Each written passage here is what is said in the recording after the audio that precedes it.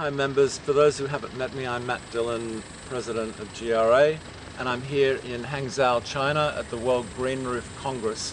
I've been speaking with Patrick Blanc, and I know that a lot of our members are very interested in #1 Central Park in Sydney, the new green wall vertical garden, should I say, in Sydney. Patrick is just going to fill you in on the progress as he's coming to Sydney in 2 weeks. Okay, hello everybody, hello Matt, pleasure to meet you again for this conference. So yes, I'm very excited by this project in Sydney. It's with Jean Nouvel, the famous French architect with whom I did work already quite many times. And it's very exciting because it's a big patches, so 20 to 50 meters high, all along the facade, and the facade is almost just in front of UTS building, is almost 150 meters. So you can understand that the patches at the top of the building, of course, receive full light, full wind, right? And so, you know, sometimes in Sydney it's very hot wind. Yes. So of course I did choose different species according to different levels. For instance, for middle levels, a plant I love in the Blue Mountains is Melaleuca hypericifolia. So this I did choose for middle, but for the top plants, of course I did choose some other Melaleuca growing more close to the sea. So many different species because I did use about 250 native Australian species. So it's a real challenge. And also almost 180 also exotic species to have some different kind of flowers at different seasons. So it will be almost 450 species. So it will be really a kind of botanical garden between the earth, between the pavement and the sky. So for me it's very, very exciting on different facades, so not the same exposition. So for me it will be the highest I've ever done, so I'm very excited, and I come in 2 weeks to see. It did begin last week. The installation did begin just last week. Okay. And which part of the process do you think will need to be monitored most closely?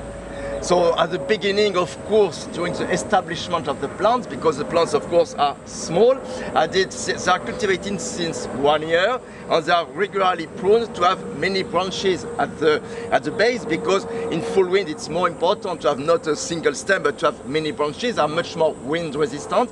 So of course, as soon as the felt is not totally covered, we have to be very careful about not to dry, because the felt has not to dry out, because the young roots need humidity. So at the beginning I give more water, and after 3 or 4 months we'll reduce, of course, the water amount.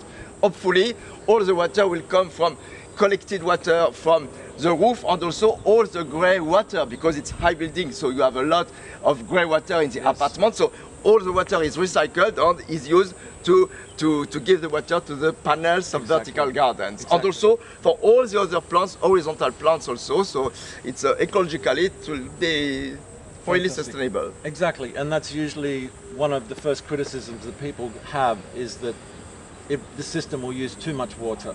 Yes, but what you're saying is that the plants will take the water that they need, and that it does not need to be flooded like most people think, and the water is being recycled. Grey water, storm water, and there are recycled tanks being put into the project? Of course, exactly. Recycled down tanks. And of course, too much water means development of blue-green algae, bacteria, so it's not good because the roots have not oxygen enough to grow. So it's just 1 or 2 minutes of watering every 3, 4, 5 hours. So and excess of water is collected. So of course, it's not always covered with water. Okay. It's not aquatic plants, not at all. But this is good because people need to know and understand the system, because in Australia this system is new. How have you found sourcing the plants? Because nurseries, has that been good? You have the chance to have good nurseries. For instance, around Melbourne you have a Corangas nurseries where they are growing maybe 1 or 2,000 different Australian native species. In Australia you are lucky because you have many very well specialized nurseries in native plants. In Europe it's not at all the same. You have only plants from China or from Riviera, many Australian plants also, of course. But here in Australia, same as in South Africa, you are growing many of your native species, so it's very, very interesting.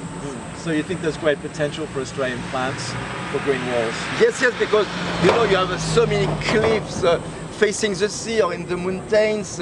So you have so many plant species growing with very, you know, your soils usually are quite poor or very poor in nutrients, especially phosphorus. And as you have a very low amount of phosphorus, you have many plants who did develop association with fungi because you know fungus don't like too much phosphorus, and as you have very low amounts of phosphorus in Australia, you have many plant species developing very close mycorrhizal associations. So you have really special things in Australia. It's very exciting. Okay.